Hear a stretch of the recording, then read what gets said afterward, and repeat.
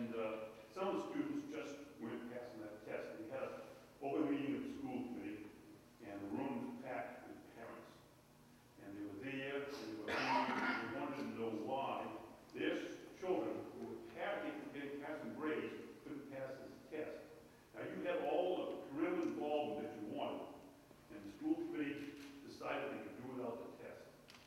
Now, if you want parental involvement, you start failing students that aren't passing, retaining the grade so you can bring them up to where they should be, you'll have more parental involvement.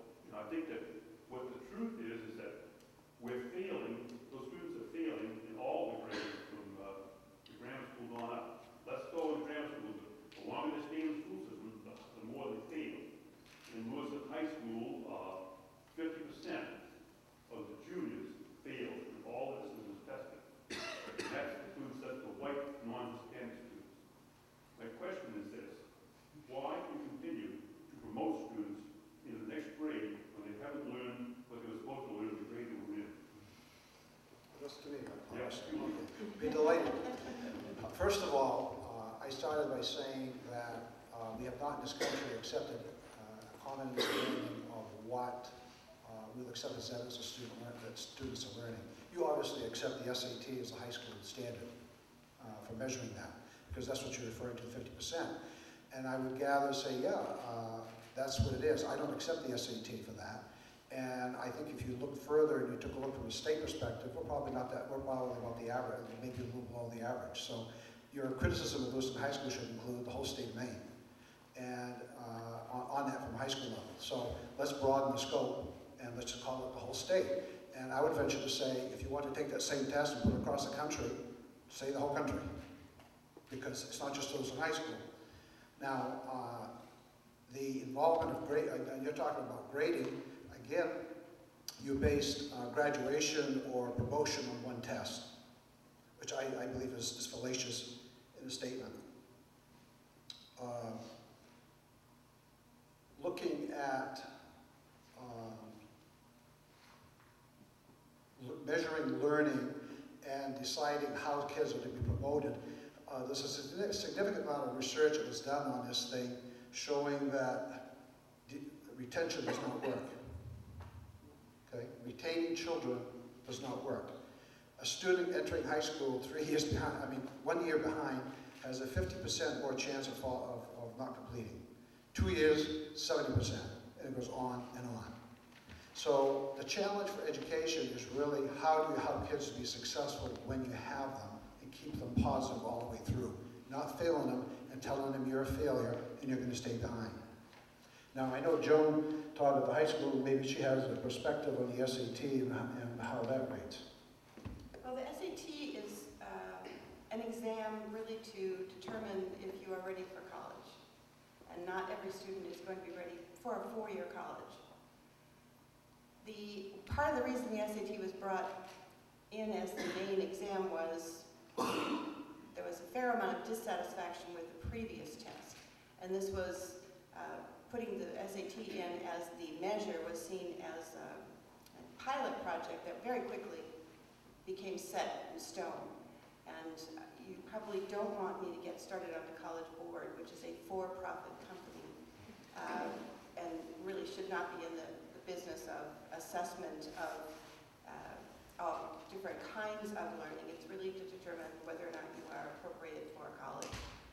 So I'll stop there, Dick, although I do want to say that while there might be 90 minutes set aside once a year for parent conferences, a whole evening that parents and teachers meet continually every day, every period of the day.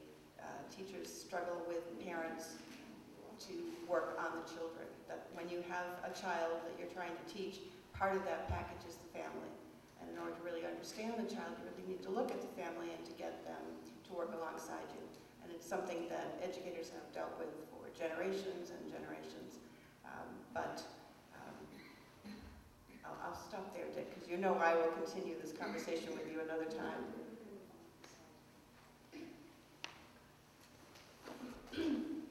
This is directed to Mr. Cummings, and I'm not sure that it'll come out as a question, so I guess if it's a statement, if you could respond to that as well. So you spoke about kind of saying that this idea that a student's socioeconomic background matters, and like kind of saying that is, and resting on that is giving up kind of and saying, you know, we can't do anything with them. And that's so we need to focus on the staff and the programs that are going on at that school. And while, I mean, obviously I can't disagree with the fact that teachers and administration is extremely important, as the root of the problems, it can't be denied that it's from a fundamentally unequal background. And I've had plenty of pretty awful teachers, and I've sat in class and I've done my stuff and I've passed, I've done well, and it hasn't had any effect on me. I still am a student here at Bates College, and so how do you address that fundamental root cause of basically why we have unequal education in this country? That's a really good question. What is your name? I'm Elon. I think that's a really good question. It's a much bigger question than I can answer. I think my point, I do have some ideas about that just from public policy point of view, but I think my point was that there are issues that are so broad and comprehensive that we have to decide whether we can actually make a difference against those factors. And there's enough evidence to say it is still worth getting up in the morning and doing everything you can to make a difference in the classroom, and that matters. And I think Mrs. Macri has proven that. I think the career of Superintendent Levesque has proven that that makes a difference. It doesn't make a difference for every kid. Now, to the extent that you personally persevered through bad teachers is a statement about your commitment, your perseverance, and your strength of commitment to education. There are a lot more fragile people out there, and I've had them in my classroom, a lot more fragile students who would say, 3 bad teachers in a row, I'm out of here. Or 3 bad teachers in a row, this sucks. And 3 bad teachers in a row, I'm not going to do this anymore, and I'm going to be a discipline problem. And so, to the extent that that makes a difference for everybody else in the room, because those kids have spiraled down. Now, in America, we have 28% of kids who do not graduate from high school. 28%. It gets worse when you go on to higher education because the average community college completion rate is about 20%. So you get an 80% fall down rate. And even if you go to public universities like University of Maine, their fall down rate is about 50%. So other than a few Bates colleges, Colby, Bowdoin, where they have it over 90%, and if you only pick selectively the people who have done very well in high school, chances are you should be able to get 90%. It's not much of an achievement. If that's the case, not the perfect kid, quite frankly, it's really not. If you skim off the top of the kids who are really successful in high school and say, come on here, and all you have to do is study, you don't have to work 30 hours a week like the kids at SMCC, and then say, isn't it great that Bates has 90%? I say, yeah, tell me something that's more important. So if we look at that fall down rate in public universities and public high schools, it's significant. So you can go, and we can go to the conclusion of the 1960s, the norm reference, and just say it's socioeconomic.